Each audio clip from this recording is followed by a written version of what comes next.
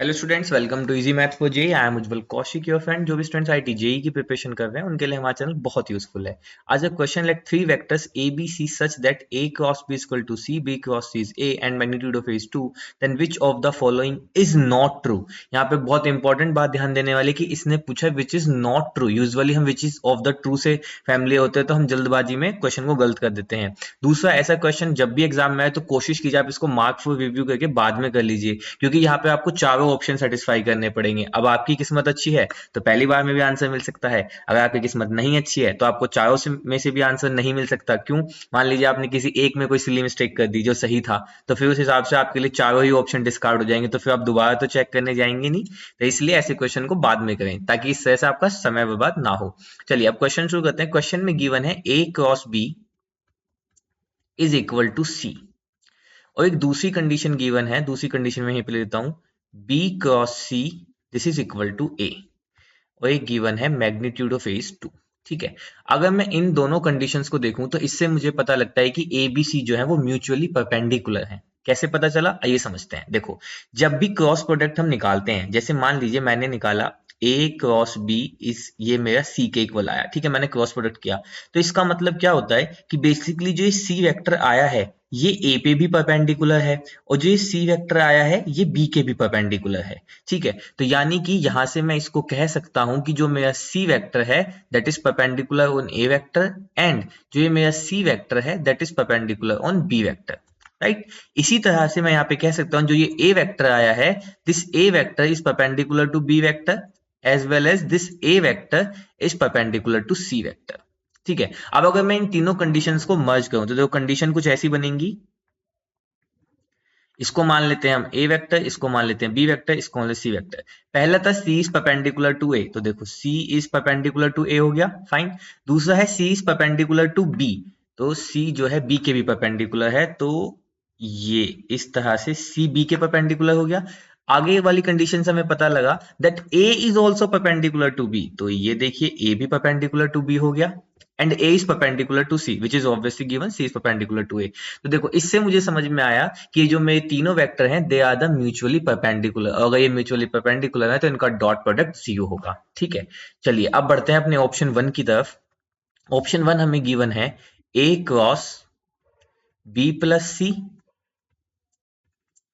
Cross B minus सी।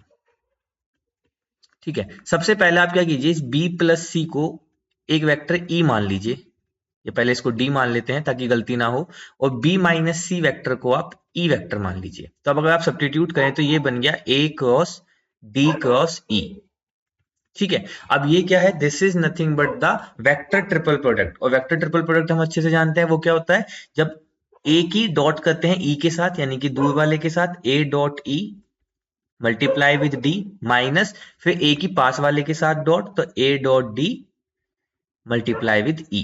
ठीक है, ये हमने यहाँ पे वेक्टर ट्रिपल प्रोडक्ट को यूज किया है। अब देखो अगर मैं यहाँ से ए डॉट ई की वैल्यू रखता हूं, ई क्या था बी माइनस सी, तो यहां से आ जाएगा B vector minus C vector into D, minus अब यहां से मैं ए डॉट डी की वैल्यू रखता हूं तो B vector plus C vector into ई। ठीक है, हम जानते हैं डॉट प्रोडक्ट का डिस्ट्रीब्यूटिव लॉ, तो डिस्ट्रीब्यूटिव लॉ से यूज करने पे क्या हो जाएगा, ये वाली जो टर्म है a dot b minus c, ये क्या बन जाएगी, this is A dot b minus a dot c d, minus यहाँ पे भी अगेन डिस्ट्रीब्यूटिव लॉ यूज करेंगे a dot b plus c में, डिस्ट्रीब्यूटिव लॉ से क्या हो जाएगा a dot b plus a dot c multiply with e. ठीक है, अच्छा अब देखो, अब हम जानते थे कि जो ए बी सी वेक्टर है ये म्यूचुअली परपेंडिकुलर है, तो यानी कि A dot B is equal to B dot C is equal to C dot A and they both are equal to 0।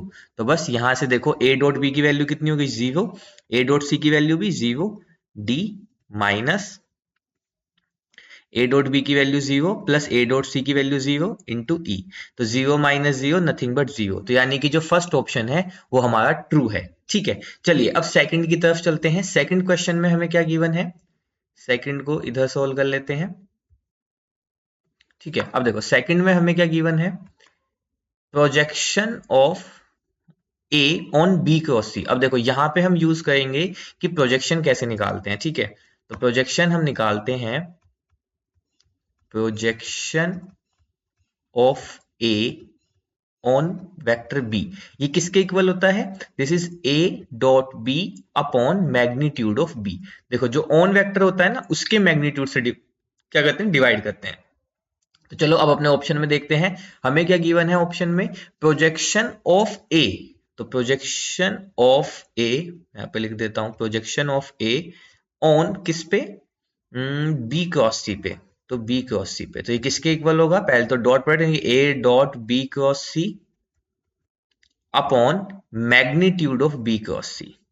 ठीक, यहां से क्या हो गया, magnitude of b cross c. अब देखो बी क्रॉस सी जो है, मैं यहां से थोड़ा रब कर देता हूं।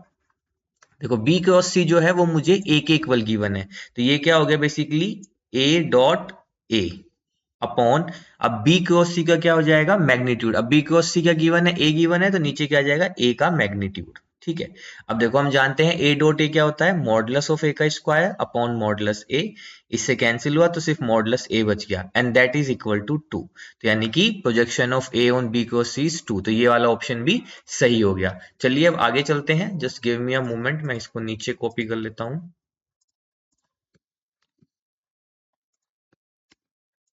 चलिए अब दो तो हमने देख लिए, दोनों सही थे, अब तीसरे पे चलते हैं। थर्ड ऑप्शन क्या गिवन है मुझे, थर्ड गिवन है ए बी सी, अच्छा scalar product of A B c plus c A b, this is equal to given to me a. ठीक है, तो हम जानते हैं कि अगर ये साइक्लिक ऑर्डर में लिखा हो A B C, this is equal to B C A and this is equal to C A B. ठीक है, ये सब ए सेम ही होते हैं अगर साइक्लिक ऑर्डर फॉलो करें। तो यहाँ पे मुझे गिवन है ए बी सी और यहाँ पे मुझे गिवन है सी ए बी। तो अगर ये दोनों सेम ही है तो मैं इसको लिख सकता हूं 2 time of A B C. तो ये हो गया 2 time of A B C. अब देखो ये स्केलर ट्रिपल प्रोडक्ट को कैसे लिखते हैं, तो 2 ऐसे ही, this is A dot b cross c. अब बी क्रॉस सी मुझे किसके इक्वल गिवन है, ए के इक्वल गिवन है, तो ये हो गया 2 ए डॉट ए। तो अब आप समझ गए होंगे 2 ए डॉट ए मॉड ए का स्क्वायर, तो 2 इंटू मॉड ए की वैल्यू 2, तो मॉड ए का square 4, this is equal to 8। It means option 3 भी सही है। तो यानी कि जो ऑप्शन सही नहीं है वो ऑप्शन 4 है और वो हमारा सही आंसर है। लेकिन एग्जाम में होंगे तो हमें इसको वेरीफाई करने की जरूरत नहीं है, लेकिन अभी हम सीख रहे हैं तो हम जरूर ऑप्शन 4 पे भी जाएंगे कि ऑप्शन 4 कैसे आया।